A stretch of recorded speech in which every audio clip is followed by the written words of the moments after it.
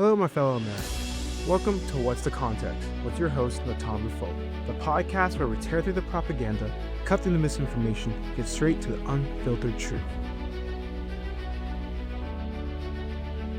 Welcome back to What's the Context with Nantambu Foley, where we stand by the truth, unfiltered, raw, and real.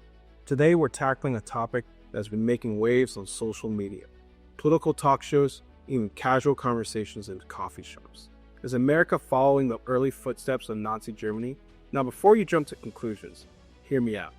There's a pattern in history, a rhythm that repeats itself when societies reach a breaking point. And today we're going to dissect that rhythm. Compare the rise of Nazi Germany to the populist wave we see in America today. And ask the hard question.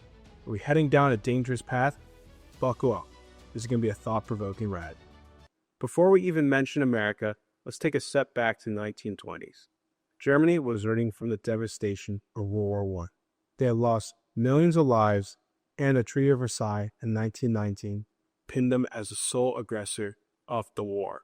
That meant they had to pay severe war reparations. So harsh were these demands that in 1923, their economy was crumbling under hyperinflation due to massive money printing to pay the reparations.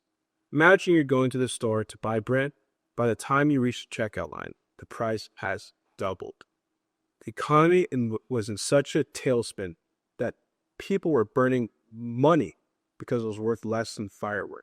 And then, as if things weren't bad enough, the German government defaulted on its debts to francs. Thus, the French occupied the Ruhr Valley, Germany's industrial powerhouse. It seized factories, coal, steel, and everything of economic value. The German people felt abandoned by their own government. They believed their leaders weren't standing up for them, that they were corrupt, weak, and possibly even in bed with foreign powers. Sound familiar? Hold that thought. Fast forward to America. It's 2008. Financial crisis hits like a sledgehammer. Millions of Americans lose their homes, their savings, and their faith in government. What does Congress do? They passed the Troubled Asset Relief Program, or TARP, handing billions of taxpayer dollars to the very banks that caused the crisis. Too big to fail became the mantra of the day. But what about the everyday Americans? They are left to fend for themselves. Homes foreclosed, families uprooted, dreams shattered. Now imagine being one of those Americans.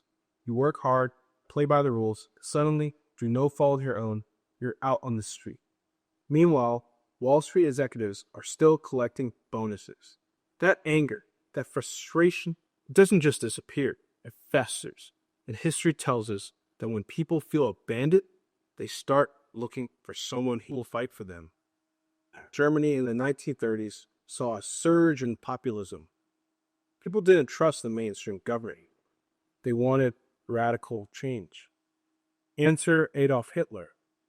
He positioned himself as an outsider, a man of action, who would shake up the establishment and restore Germany's former glory.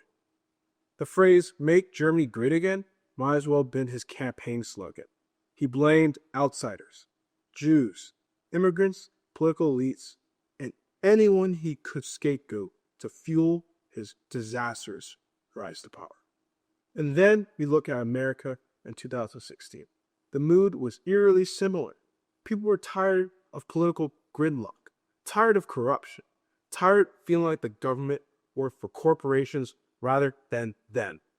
And then comes along Donald Trump, an outsider, a businessman with no political experience, running on the promise to make America great again, to make America return to its former glory.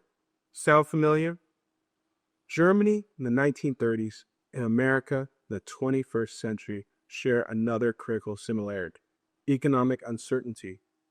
After the Great Depression hit in 1929, Germany spiraled further into chaos. Unemployment skyrocketed. People couldn't afford food, rent, or basic necessities. In America, it wasn't the Great Depression, but the slow bleeding of jobs being shipped overseas, wages stagnating, and economic inequality growing wider than ever. Think about the Rust Belt. Think about the towns where factories once thrived, now abandoned, buildings crumbling, like the relics were forgotten. The people in those towns felt left behind. And in both Nazi Germany and contemporary America, those feelings of betrayal fueled the rise of radical solutions. When people feel like their government isn't working, they crave decisiveness. In Germany, the Reichstag was constantly deadlocked. Unable to pass meaningful reforms, the public got impatient. They wanted action. They wanted a strong man, and Hitler promised to deliver. That's how he seized power, by convincing people that democracy was too slow, too inefficient, too bogged down in bureaucracy. Look at America today. Congress is more polarized than ever. Gridlock is the norm, and people, they're frustrated. They want a leader who will just get things done. But here's the danger. When democracy slows down, some are willing to trade it for authoritarianism even, if they don't realize the danger they put themselves. Is America about to become Nazi Germany? No. Don't get my words twisted. But I am saying that history is whispering a warning to us. Absolutely. The rise of populism, economic despair, political gridlock, these are all the conditions that have led to authoritarianism before. We have to ask ourselves, are we learning from history, or are we blindly walking down the same path? The truth is, democracy is fragile. It doesn't die overnight. It erodes piece by piece, while people cheer it on, believing they're making things better. The question we need to ask ourselves is, are we paying attention to the warning signs? That's it for today's episode of What's the Context with Nantambu Foley. If this made you think, if this made you question, then my job here is done. Share this episode, talk about it, debate it, because at the end of the day, awareness is the first step in preventing history from repeating itself. Stay curious, stay informed, and as always, seek the truth.